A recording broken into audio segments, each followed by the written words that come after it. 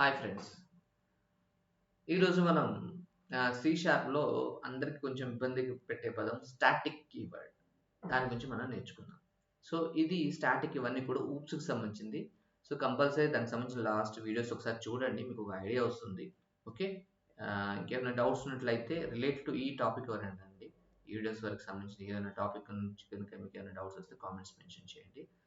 And small announcement అండి, ఎవరైనా మీకు పర్సనల్గా ట్రైనింగ్ తీసుకుందాం అనుకునే వాళ్ళు 1-to-1 కానీ లేదంటే మెంటర్షిప్ కానీ, అంటే మీరు ఆల్రెడీ జాబ్ చేస్తున్న వాళ్ళు సార్ మీకు సపోర్ట్ కావాలి, ప్రాజెక్ట్ సపోర్ట్ కావాలన్నా కూడా మేము మీకు ప్రొవైడ్ చేస్తాం. ఓకేనా? Right, well go to the concept. Right, next. So ఇప్పుడు మనం మాట్లాడుకునేది స్టాటిక్ కీవర్డ్ అనే కాన్సెప్ట్ గురించి మనం మాట్లాడుకుంటాం. రైట్, కొంచెం పెద్ద చేస్తాను. స్టాటిక్. సో మీకు ఇది ఆల్రెడీ తెలుసు కదా, ఎడిటర్ ఎలా తయారు చేసుకొని మీకు అంతకుముందు చెప్పాను. ఇక్కడ మనం W3 స్కిల్స్ నుంచి, ఎందుకు అంటే యాక్చువల్గా ఈ కోడ్ అంతా కూడా మనం .NET విజువల్ స్టూడియో కోడ్లో రన్ చేయాలి. సో ఇదంతా టైం టేకింగ్ ప్రాసెస్ కాబట్టి మీరు ఇనిషియల్ కాన్సెప్ట్ నేర్చుకుంటున్నారు కాబట్టి సో డైరెక్ట్ మీరు W3 స్కిల్స్ నుంచి వాడుకోవచ్చు అండి. Right, right. Static keyword. Static యాక్చువల్గా ఈ వీడియోలో నేను కన్స్ట్రక్టర్ను స్టాటిక్ కీవర్డ్ రెండు కవర్ చేద్దాం అనుకున్నాను. చూస్తాను, ఇఫ్ టైం పాసిబుల్ అవుతే ట్రై చేస్తాను. Okay, so static keyword.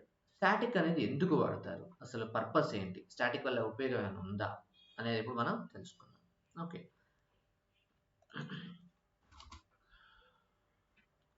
So static అనే కీవర్డ్ అనేది యాజ్ అ మాడిఫైయర్, దాన్ని మాడిఫైయర్ కూడా అంటారు. అంటే ఉన్న వాల్యూ అదే, దానికి ఆ స్టాటిక్ అనే పదం పెట్టడం వల్ల ఒక ఫీల్డ్ కానీ ఒక మెథడ్ యొక్క నేచర్ని మారుస్తున్నాం, అందుకే దీన్ని మాడిఫైయర్ కూడా అంటారు.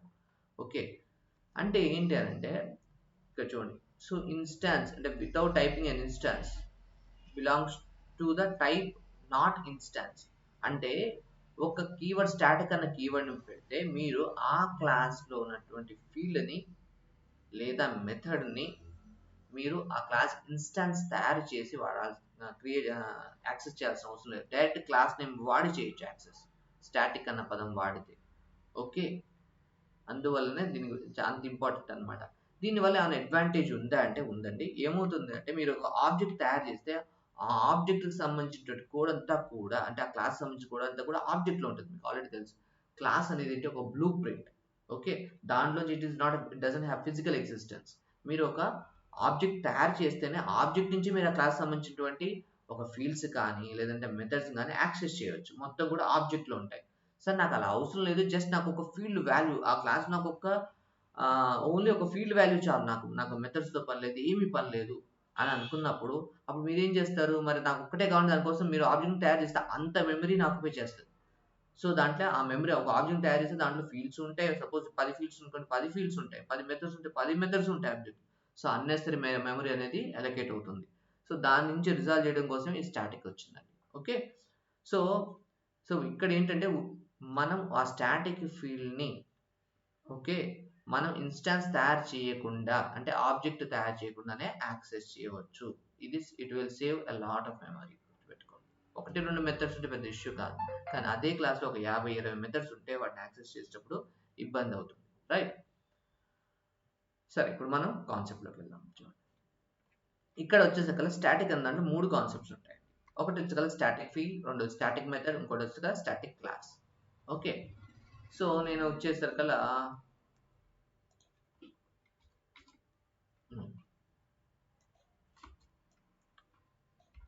సో ఇక్కడ ఒక క్లాస్ తీసుకున్నాను. ఆల్రెడీ ప్రోగ్రామ్ ఇదంతా నేమ్ స్పేస్ తీసేసాము, ఇప్పుడు అంత అవసరం లేదండి నేమ్ స్పేస్, అందుకే నేను తీసేస్తున్నాను. సో ఈ క్లాస్ పైన నేను ఒక క్లాస్ తయారు చేసుకున్నాను, అకౌంట్. Okay, account. నేను ఒకసారి రన్ చేస్తున్నాను, ఫస్ట్ ఒకసారి మీకు రన్ అవుతుందా లేదు తెలవాలి కదా. రన్ చేస్తున్నానండి. ఇక్కడ చూడండి, నేను ఏదైతే ఈ క్లాస్ ఉందో ఆ క్లాస్లో రెండు ఫీల్డ్స్ తయారు చేసాం. ఒకటేమో నార్మల్స్ పబ్లికే, రెండు పబ్లిక్ లేకపోతే ఇంకో క్లాస్ ఎక్స్టెండ్ వాళ్ళే, మీకు ఆల్రెడీ లాస్ట్ వీడియో చెప్పాను మీకు. ఓకే, సో ఇప్పుడు ఇది వచ్చాక అకౌంట్ నెంబర్, ఇది పబ్లిక్. ఇక్కడ పబ్లిక్ తర్వాత స్టాటిక్ అన్న పదం వాడింది రెండో ఫీల్డ్లో వాడాను. ఇప్పుడు రెండింటికి డిఫరెన్స్ చూడండి. నేను ఇక్కడ ఇదే కన్సోల్ లాగానే ఒకసారి మళ్ళీ మెన్షన్ చేస్తున్నాను. ఇక్కడ సపోజ్ నేను అకౌంట్ నెంబర్ని ఇక్కడ నేను యాక్సెస్ చేయాలి అనుకోండి, కంపల్సరీ ఏం చేయాలి, మీరు క్లాస్కి ఒక ఇన్స్టాన్స్ అంటే ఒక ఆబ్జెక్ట్ని తయారు చేసుకోవాలి. ఆబ్జెక్ట్ని ఎలా తయారు చేస్తాము, సో ఆ క్లాస్ నేమ్ వాడాలి కదా, ఆ క్లాస్ నేమ్ పెట్టి ఏం చేయాలి, ఆ క్లాస్ సంబంధించిన ఒక ఫీల్డ్ నేమ్, ఒక వేరియబుల్ నేమ్ పెట్టండి. ఏ అనే పెడుతున్నా, account name is equal to new account అని చెప్పేసి పెడతాం. ఇట్లా ఆబ్జెక్ట్ చేశారు. సో ఈ ఆబ్జెక్ట్లో అకౌంట్ నెంబర్ పిలవాలి కదా, చూడండి. సో డాట్ అకౌంట్ నెంబర్, ఇక్కడ నేను అదే కాపీ చేస్తాను. ఇంకొకటి గుర్తుపెట్టుకొని, సాధ్యమైనంత వరకు టైప్ చేయడానికి ట్రై చేయబాకండి. ఒక వేరియబుల్ అనేది మీరు డిక్లేర్ చేస్తే, ఇలా రాస్తే సాధ్యమైన కాపీ పేస్ట్ చేయండి. ఎందువల్ల అంటే ఎప్పుడైనా కాపీ పేస్ట్ చేయకుండా మీరు టైప్ చేసినప్పుడు మళ్ళీ టైపింగ్ మిస్టేక్ ఎక్స్ట్రా అవుతుంది. అందువల్ల కాపీ పేస్ట్ చేస్తే ఈ సేమ్ ఇది ఎట్లా ఉందో అట్లే తీసుకున్నాను అనుకోండి, మీకు ఆ టైప్ ఎర్రర్స్ అనేవి మీకు తగ్గిపోతాయి. నేను ఒకసారి రన్ చేస్తాను చూడండి. ఇప్పుడు నాకు ఇది అవుట్పుట్ వస్తుందా రాదా చూద్దాం. సో 1 2 3 4 5 6 అని రావాలి. హలో వరల్డ్ అని ఆల్రెడీ ఉంటుంది, అది కింద వచ్చింది, రైట్. సో ఇప్పుడు నేను ఇక్కడ స్టాటిక్ అని ఉంది కదా, దాన్ని చూద్దాం అది ఎలా వస్తుంది. పబ్లిక్ తర్వాతకే వాడాలండి స్టాటిక్. ఓకే, నేను ఇప్పుడు ఆబ్జెక్ట్ను వాడుకొని, అంటే ఇన్స్టాన్స్ను, ఆబ్జెక్ట్ అనే ఇన్స్టాన్స్ అని ఒకటే మైండ్లో గుర్తుపెట్టుకోండి. సో దీన్ని వాడుకొని ఇదే వేరియబుల్ నేమ్ని కాల్ చేస్తున్నాను, నేమ్. ఓకే, ఒకసారి రన్ చేస్తున్నాను చూడండి. ఇప్పుడు వస్తుందా రాదా చూద్దాం. రాదు. ఇక్కడ ఏముంటుందంటే this is the static member, ఇది స్టాటిక్ మెంబర్ షుడ్ నాట్, అంటే మీరు ఆబ్జెక్ట్ని వాడి స్టాటిక్ మెంబర్ని కాల్ చేయకూడదు అని చెప్తుంది. సో అదే మీకు చెప్పాను. సో వన్స్ మీరు ఆ ఫీల్డ్ని కానీ మెథడ్ని కానీ ఓకే మీరు స్టాటిక్ చేశారు అంటే దాన్ని ఆబ్జెక్ట్ నుంచి కాకుండా డైరెక్ట్ క్లాస్ నేమ్ తోటి పిలుస్తారు. ఓకే, ఒకసారి రన్ చేస్తున్నాను చూడండి.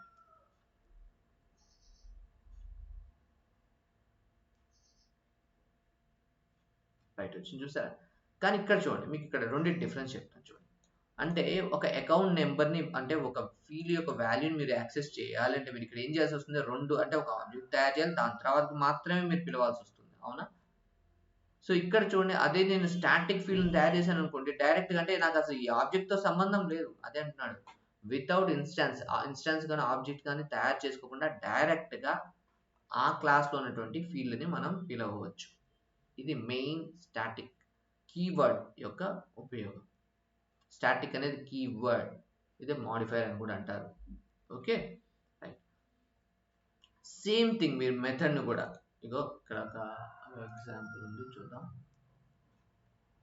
స్టాటిక్ మెథడ్,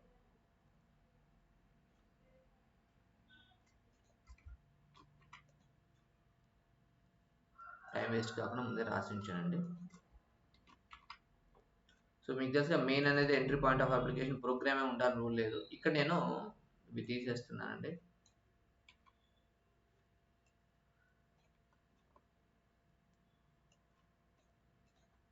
నేను ఒకసారి రన్ చేస్తున్నాను. షో అనగానే షో మెథడ్ రన్ అవుతుంది చూడండి.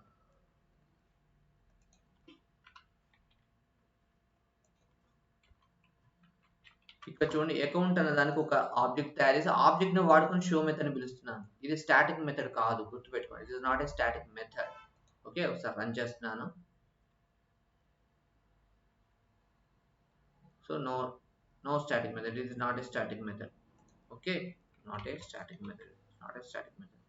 అదే మీరు దీన్ని పిలవాలి అనుకోండి, ఎలా పిలుస్తారు స్టాటిక్ మెథడ్ ని, క్లాస్ నేమ్ తో పిలవాలి. మీకు ఒక ఆబ్జెక్ట్ తయారు చేసే అవసరం ఉందా అంటే లేదు. ఓకే, మీకు ఆల్రెడీ అంతకుముందు ఫీల్డ్ గురించి చెప్పాను కాబట్టి మీకు డైరెక్ట్ ఇక్కడ నేను రాసేస్తున్నాను. రైట్, ఇలా మీరు స్టాటిక్ మెథడ్కి నాన్ స్టాటిక్ మెథడ్కి డిఫరెన్స్ తెలుసుకోవచ్చు. రైట్, నెక్స్ట్ వచ్చేసరికల్లా ఇక్కడ స్టాటిక్ క్లాస్ 3 విషయాలు చెప్పాను. స్టాటిక్ ఫీల్డ్ ఇక్కడ చెప్పాను, స్టాటిక్ కీవర్డ్ సంబంధించి 3 కాన్సెప్ట్స్ ఉన్నాయి. Static field, static method, static class. Okay, static field అర్థమైంది సార్, స్టాటిక్ మెథడ్ అర్థమైంది. మన స్టాటిక్ క్లాస్ అంటే ఓకే, స్టాటిక్ క్లాస్ అంటే ఏం లేదండి. ఇక్కడ ఎప్పుడైతే మీరు ఆ క్లాస్కి ముందు స్టాటిక్ అని వాడారో దాంట్లో అందరూ మెంబర్స్ ఎవరైతే ఉన్నారో వాళ్ళందరూ కూడా స్టాటిక్కే ఉంటుంది. ఓకే, అంటే ఇక్కడ చూడండి, నేను సపోజ్ ఈ క్లాస్ ముందు పబ్లిక్ వాడాను కాబట్టి ఓకే, ఈ క్లాస్కి ముందు నేను ఏం చేస్తున్నానంటే ఒక స్టాటిక్ అన్న కీవర్డ్ వాడాను అనుకోండి, దీంట్లో అన్ని మెంబర్స్, ఇప్పుడు దీంట్లో మెథడ్ ఏముంది, ఇది స్టాటిక్ కాదు, అట్లా కాదు, అన్ని స్టాటిక్ అయ్యే ఉండాలి. ఫీల్డ్స్ కానీ మెథడ్స్ కానీ, ఫస్ట్ పాయింట్ గుర్తుపెట్టుకోండి. సెకండ్, సో అన్ని మెంబర్స్ కూడా ఆల్ మెంబర్స్ స్టాటిక్ మెంబర్సే ఉండాలి. ఓకే, సో ఎప్పుడైతే దానికి అంటే ఎప్పుడైతే స్టాటిక్ క్లాస్ ఉంటుందో ఆ స్టాటిక్ క్లాస్ని మీరు ఆబ్జెక్ట్ తయారు చేయలేరు, ఎందుకంటే పేరే స్టాటిక్ కదా. సో డైరెక్ట్గా మీరు దాంట్లో ఉన్న ఏ ఫీల్డ్ అనుకుంటే ఆ ఫీల్డ్ డైరెక్ట్ క్లాస్ అని పెట్టి పిలిచేయవచ్చు, అంతేగాని ఆబ్జెక్ట్ తయారు చేసే పర్మిషన్ దానికి లేదు. Next, it is sealed class. Sealed class అంటే ఏంటంటే మీరు దాన్ని ఇన్హెరిటెన్స్లో యాడ్ చేయలేరు, గుర్తుపెట్టుకోండి. ఇన్హెరిటెన్స్ కాన్సెప్ట్ కిందకి రాదు, ఇండివిజువల్ క్లాస్ కిందనే వాడచ్చు. క్లాస్ డాట్ ఆ ఫీల్డ్ అయితే మెథడ్ నేమ్, దాంతో మీరు పిలవచ్చు. Okay, plus static class doesn't contain cannot contain instance constructor. Constructor అనే కాన్సెప్ట్ కూడా దీనికి ఉండదు. కన్స్ట్రక్టర్ అనేది మీకు నెక్స్ట్ చెప్తాను మీకు. ఓకే, ఇది మెయిన్ మీకు తెలవాల్సిన విషయాలండి, స్టాటిక్ అన్న విషయాలు. ఓకే, సో మీకు డౌట్ ఉంటే ఒకసారి కామెంట్స్లో మెన్షన్ చేయండి, దీంట్లో ఈ కాన్సెప్ట్స్లో ఏమైనా డౌట్స్ ఉన్నట్లయితే. ఓకే, నెక్స్ట్ వచ్చేసరికల్లా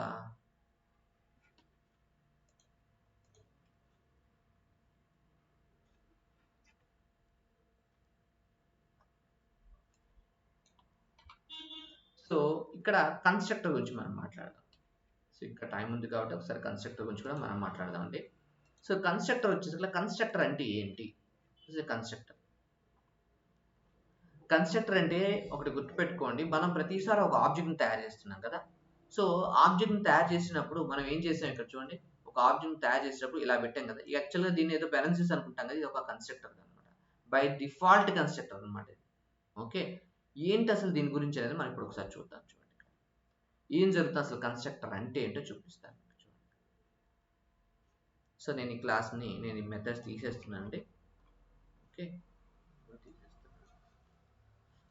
సో ఈ కన్స్ట్రక్టర్ అనేది ఒక కన్స్ట్రక్టర్ ఇస్ ఆల్సో మెథడ్, గుర్తుపెట్టుకోండి. కన్స్ట్రక్టర్ కూడా ఒక మెథడే. Constructor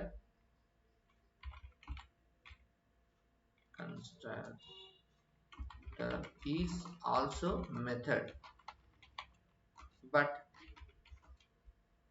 run on creation of object,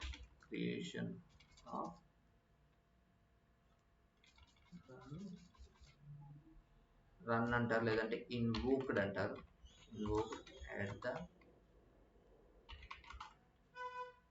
time of creation of object. ఒక ఆబ్జెక్ట్ని క్రియేట్ చేసేటప్పుడే ఈ మెథడ్ అనేది కాల్ అవుతుంది.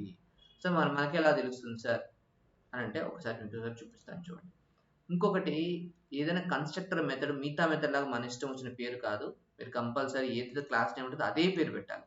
సో ఇక్కడ ఏమవుతుంది, పబ్లిక్ ఓకే అకౌంట్ ఓకే ఇలా పెడతారు, మెథడ్ లాగానే పెట్టాలి. ఓకే, ఇప్పుడు దీనికి పెద్ద డిఫరెన్స్ చూడండి, నేను ఒకసారి రన్ చేస్తాను చూడండి, ఏం డిఫరెన్స్ ఉండదు.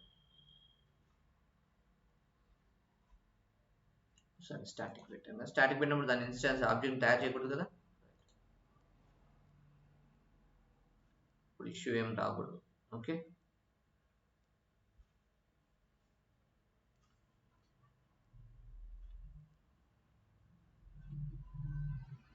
సో మీరు ఏం అవుట్పుట్ ఇవ్వలేదు కాబట్టి రాలేదు. ఓకే, ఇప్పుడు నేను ఏం చేస్తున్నానంటే, సార్ మీరు అన్నారు కన్స్ట్రక్టర్ అనేది ఒక ఆబ్జెక్ట్ని తయారు చేసేటప్పుడే వస్తుంది అనేది. సో దానికోసం ప్రూఫ్ కోసం దీనికి ఒక ఇక్కడ కన్సోల్ లాక్ పెడుతున్నాను చూడండి, console dot right line okay object is created. Okay, నేను అసలు ఈ మెథడ్ నేను ఎక్కడ పిలవలే, ఈ ఆబ్జెక్ట్ నుంచి ఏం పిలవలేదు, జస్ట్ ఓన్లీ ఆబ్జెక్ట్ తయారు చేసాను. ఇప్పుడు ఒకసారి రన్ చేస్తున్నాను చూడండి,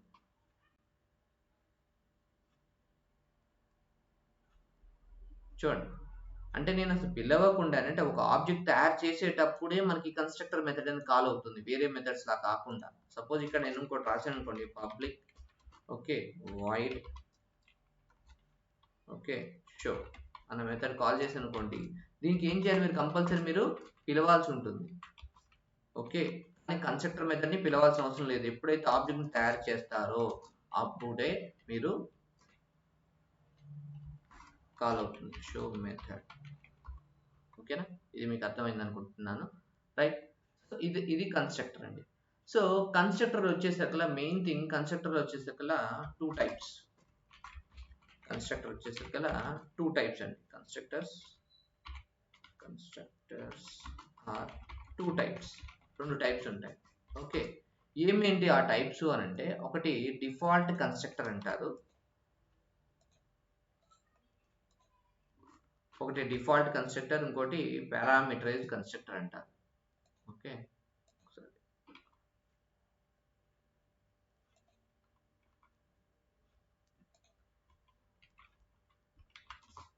ఓకే, డిఫాల్ట్ కన్స్ట్రక్టర్, ఇంకోటి పారామీటరైజ్డ్ కన్స్ట్రక్టర్ అంటారు.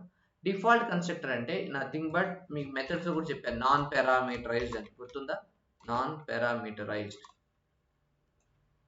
Parameterise method, non parameterise methods. Non parameterise అంటే ఏంటి? పారామీటర్స్ ఉండవు అని అర్థం.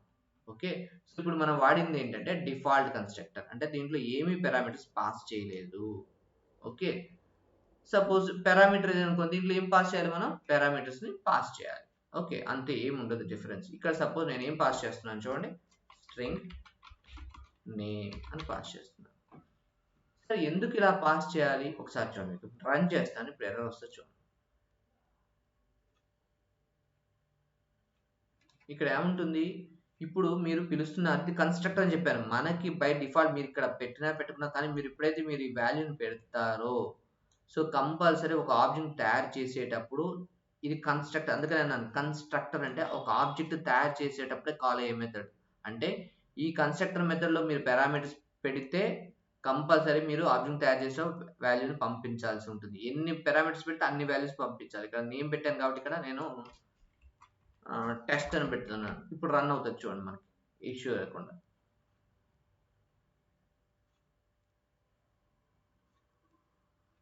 రైట్, చూసారా? అంటే కన్స్ట్రక్టర్ పారామీటరైజ్డ్ అయితే ఆబ్జెక్ట్ తయారు చేసేటప్పుడు మీరు కన్స్ట్రక్టర్ ఎన్ని పారామీటర్స్ ఉంటే అన్ని పారామీటర్స్ పంపాలి, గుర్తుపెట్టుకోండి.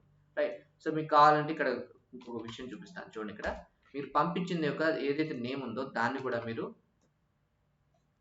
అవుట్పుట్ చూడొచ్చు ఇక్కడ కావాలంటే. ఓకే, ఒకసారి రన్ చేస్తే ఇది ఒక మెథడ్ టైప్ అండి, ఇంకేదో కొత్తగా అనుకోబాకండి. కాకపోతే ఈ మెథడ్ని మనం సపరేట్గా, అంటే ఈ కన్స్ట్రక్టర్ అనే మెథడ్ని మనం సపరేట్గా కాల్ చేయం. చూడండి, మన ఆబ్జెక్ట్ తయారయ్యేటప్పుడు టెస్ట్ అనేది వచ్చేసింది. నేను ఏమైనా పిలిచాను ఇక్కడ మెథడ్ని పిలవాలి. ఓకే, అంటే మనం ఏం పంపించామో అది వచ్చింది. సపోజ్ ఇక్కడ టెస్ట్ 22 అంటున్నాను, ఒకసారి రన్ చేస్తున్నాను చూడండి. రన్ చేస్తే టెస్ట్ 22 అనేది అవుట్పుట్ రావాలి, వచ్చిందా? రైట్, సరే బాగానే ఉంది. ఓకే, బాగానే ఉంది, కానీ మాకు ఇక్కడ మరి కన్స్ట్రక్టర్ వల్ల ఉపయోగాలు ఏంటంటే, మరి constructor users of constructor, users of constructor, మరి కన్స్ట్రక్టర్ వల్ల ఉపయోగాలు ఏంటి అని అంటే,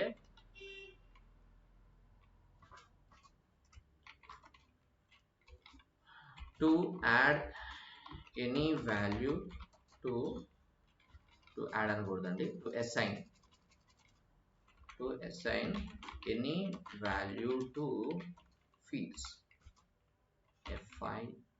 fields, fields at the time of object creation. So object creation టైంలో నేను ఫీల్డ్స్కి వాల్యూని ఏదైనా మార్చాలనుకుంటే దీన్ని వాడతాం. ఎలానో చూపిస్తాను చూడండి. నేను ఇక్కడ ఏం చేస్తున్నానంటే, ఒకసారి నేను public okay name is equal to, ఇక్కడ నేను రాజ్ అని రాస్తున్నానండి. ఓకే, రాజ్. ఇప్పుడు నేను ఇక్కడికి వెళ్ళి ఇప్పుడు ఈ ఆబ్జెక్ట్ తోటే కదా మనం పిలవాలి. ఇక్కడ ఏం చేస్తున్నానంటే console dot right line, okay, ఇక్కడ ఆబ్జెక్ట్ నేమ్ A1 ఉంది కదా, డాట్ నేమ్ అంటున్నాను. ఏమొస్తుంది మనకి ఇక్కడ? రాజ్ అనేది రావాలి. ఒకసారి రన్ చేస్తున్నాను చూడండి, రాజ్ అనేది వస్తుంది. దీని తర్వాత రావాలి, ఎందుకంటే ఫస్ట్ ఇదే క్రియేట్ అవుతుంది, దాని తర్వాతకి రావాలి. ఇక్కడ ఏముంటుంది? సారీ, స్ట్రింగ్ అని మనం మెన్షన్ చేయాలి కదా, string.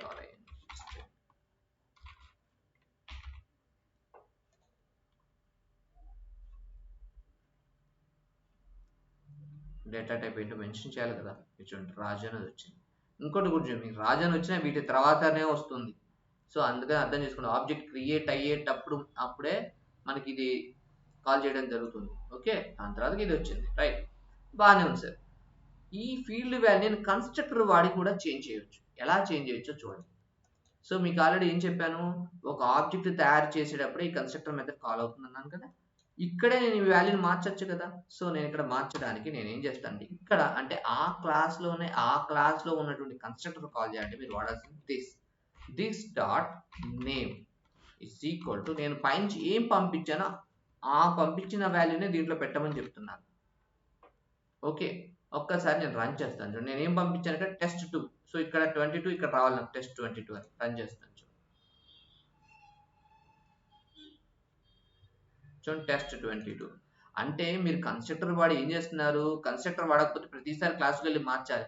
అదే మీరు కన్స్ట్రక్టర్ వాడారనుకోండి, కన్స్ట్రక్టర్ అది కూడా నార్మల్ డిఫాల్ట్ కన్స్ట్రక్టర్ కాదు, పారామీటర్ కన్స్ట్రక్టర్ వాడితే సో ఒకటి కాదు ఎన్ని పారామీటర్స్ పంపిస్తే అన్ని పారామీటర్స్ ఈ ఫీల్డ్ వాల్యూస్ని మనం మార్చవచ్చు. సో ఏదైనా ఫీల్డ్ వాల్యూస్ని మనం డైనమిక్గా చేంజ్ చేయాలి అనుకున్నప్పుడే మనం ఈ కన్స్ట్రక్టర్ని వాడతాం. జనరల్గా డిఫాల్ట్ దానికి అంత అవసరం రాదండి. ఓకేనా. ఓకే, మీరు ఇంకొకటి కన్స్ట్రక్టర్ మీరు ఇట్లా చూడండి, ఇంకొకటి చిన్న విషయం చెప్తాను. ఇప్పుడు కన్స్ట్రక్టర్లో ఏం లేకుండా ఇలా రాశాను అనుకోండి, ఇలా రాస్తే నాకేం ఉపయోగం లేదు. ఎందుకంటే బై డిఫాల్ట్ కోడ్ ఏం చేసుకుంటుంది, ఇలా కన్స్ట్రక్టర్ ఉన్నట్టు ఇంటర్నల్గా ఉంటుంది. మీరు ఏదైనా అవసరం అనుకుంటేనే కన్స్ట్రక్టర్ని పిలుచుకొని లోపల మీకు అవసరమైనటువంటి కోడ్ని పెట్టుకోవాల్సి ఉంటుంది. ఓకేనా. సో అంతేగా నేను జస్ట్ సార్ ఊరిని కన్స్ట్రక్టర్ పెట్టి వదిలేస్తుంటే దానివల్ల ఉపయోగం ఏం లేదు. మీరు పెట్టుకుని ఇంటర్నల్ కూడా తయారు చేసుకుని అది పిలిచి చేసుకుంటుంది. ఓకేనా. సో అది కన్స్ట్రక్టర్కి సంబంధించిన విషయాలండి. Next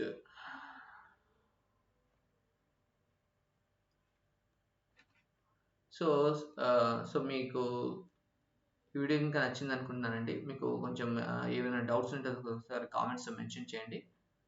thanks for seeing this video. Signing off code with tech. Sorry, పేరు మార్చామండి, code with tech Vamshi. Right, తొందరలో ఇదే ఛానల్లో మీకు ఇంగ్లీష్లో కూడా వీడియోస్ స్టార్ట్ చేస్తున్నానండి. ఎవరికైనా కావాలంటే ఇంగ్లీష్లో కూడా చూడొచ్చు, ఎందుకంటే కొంతమంది స్టూడెంట్స్ కొంతమంది ఇంగ్లీష్లో కూడా అడుగుతున్నారు. సో కాబట్టి ఇంగ్లీష్లో కూడా మేము స్టార్ట్ చేస్తున్నాము. సో ఎవరికైనా ఇంట్రెస్ట్ ఉన్న వాళ్ళు సార్ ఈ వీడియోస్ కూడా ఇంగ్లీష్లో చేయండి అంటే మేము మీకు ఇంగ్లీష్లో కూడా ప్రొవైడ్ చేస్తాను. సో స్టెప్ బై స్టెప్ చేస్తున్నాను. ఫస్ట్ ఈ .NET series, C# series complete చేశాక నేను ఇంకో సిరీస్ స్టార్ట్ చేస్తానండి. మ్యాక్సిమం ట్రై చేస్తాను. ఓకే, కానీ ఒకటి గుర్తుపెట్టుకోండి, ఈ వీడియోస్ మీకు బేసిక్ లెవెల్ మాత్రమే అందుతాయి. మీకు ఎవరైనా పర్సనల్ ట్రైనింగ్ కావాలంటే will provide you personal training, hand hold training ఇస్తామండి. గుర్తుపెట్టుకోండి, ఇట్స్ నాట్ లైక్ కాన్సెప్ట్ చెప్పాము వదిలేసాం కాదు. మీకు ఒక ప్రాజెక్ట్ని మీరు ఓన్గా హ్యాండిల్ చేయగల సామర్థ్యాన్ని మీకు ఈ ఛానల్ ప్రొవైడ్ చేస్తుంది. గుర్తుపెట్టుకోండి. Thanks for seeing this video.